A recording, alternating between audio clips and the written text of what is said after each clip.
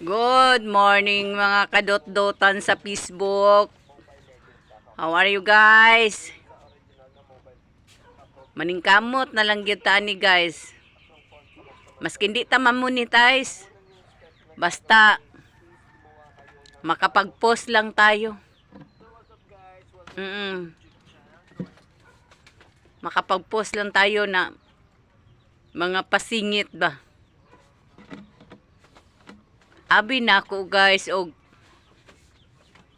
dili tabla ning naay mga anting-anting og sakit. Hospital lagi. Hospital bitaw ko guys. Yung ana pa yun na sila. Hapit na daw ko mamatay. Nagkatawanay pa. Atubang-atubang pa yan guys. Bulala kay na sila. Katawan ra ko nila pero wala sila kay balo. Ako katawan nila, ako parting ampo nila. Karon. Giingon nila mamatay. Mamatay daw ko guys. Nagkondolence na sa akin sa Facebook, naraay. Kana, mauna, nagkondolence na sila sa Facebook guys. Yang uban, nagpost na.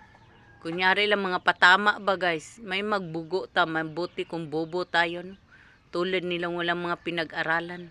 Kahit wala naman tayo dapat pinag-aralan guys. Basta meron lang tayong respeto sa tao. Kahit galit tayo, irespeto pa rin natin sila.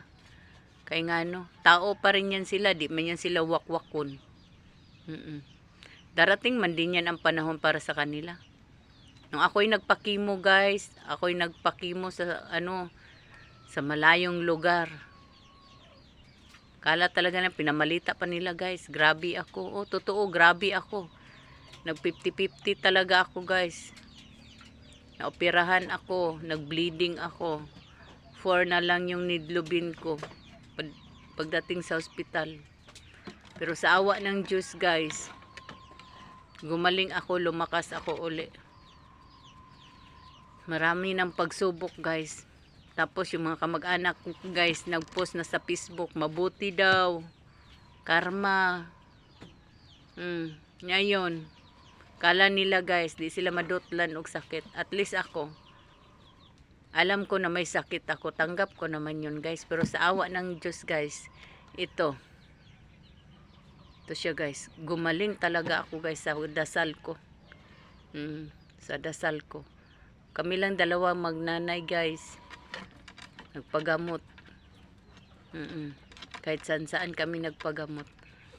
Pero sa awa ng Diyos guys, naka-recover na ako. Naka-recover na rin kami sa financial problem na mundo ha. Walay kapatid. Ilan lang silang kapatid ko guys, ning tulong. Isang kapatid ko lang. Tapos yung pamangkin ko, nagbigay ng pamasahe pa uwi namin. Yun. Isang pamangkin ko lang nagbigay ng pamasahe pauwi dito sa Zamboanga kasi wala na talaga kaming pera guys.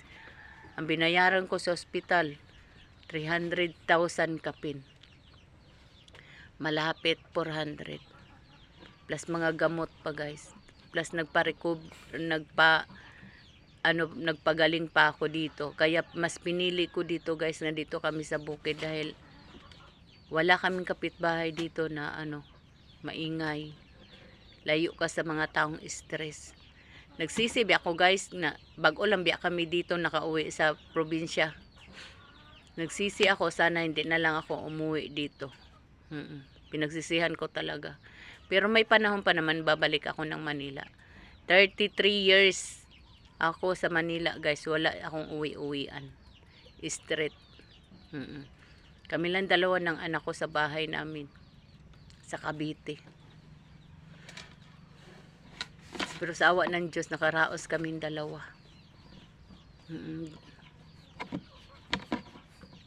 Kahit pa paano.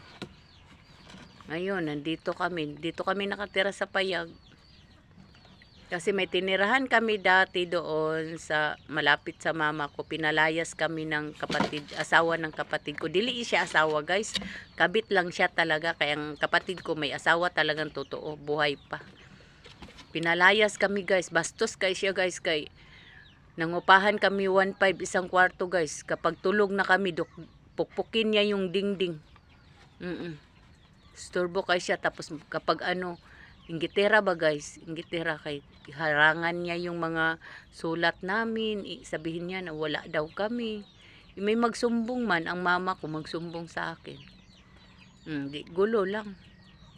Ngayon, yan siya nagsabi sa akin ito. Sabi sa akin na, condolence. Grabe inggit niya sa akin guys. Tapik lang siya guys. Di man siya pinakaslan ng kuya ko. Manoy ko. Pakialam ko, bahala. Wala ako'y kapatid. Uy, mabuhi dyan ko. 32 years ako sa Manila. 18 years old lang akong umalis sa puder ng mga magulang ko. Nabuhay man ko hanggang ngayon. Tsaka, iba man ang buhay namin kaysa kanila. Sa awa ng Diyos, kahit kami lang, walang naghanap, kami lang, hanap buhay na mo. Hindi man kami nahirapan guys sa mga, namin, mga pagkain namin. Kaya hindi man ko ambisyosa guys, ng pagkagaya ng uban ba na bili dito, bili doon. Marunong kasi ako makuntinto kapag makakita ako ng pera, yun lang. Ay! Yawa na.